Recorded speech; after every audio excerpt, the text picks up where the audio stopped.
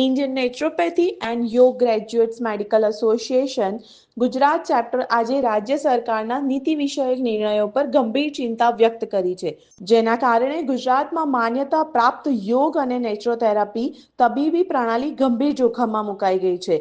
Indian નેચરોથેરાપી and યોગ ગ્રેજ્યુએટ્સના leader doctor યશ Kumar ડોડેજા, doctor Kersi Desai, doctor Pinaki Amin અને doctor Devang કારિયા એ સમજાવ્યું કે આનું મૂળ કારણ રાજ્યના ક્લિનિકલ એસ્ટાબ્લિશમેન્ટ ફ્રેમવર્કમાંથી યોગ અને નેચરોથેરાપીને દૂર કરવું અને સંબંધિત વહીવટી નિષ્ફળતાઓ છે.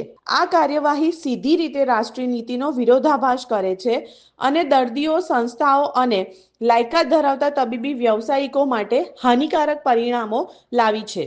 મારું નામ ડૉક્ટર કેરસી દેસાઈ, હું એનિગ્મા ગુજરાત ચેપ્ટરમાં પ્રેસિડેન્ટ છું.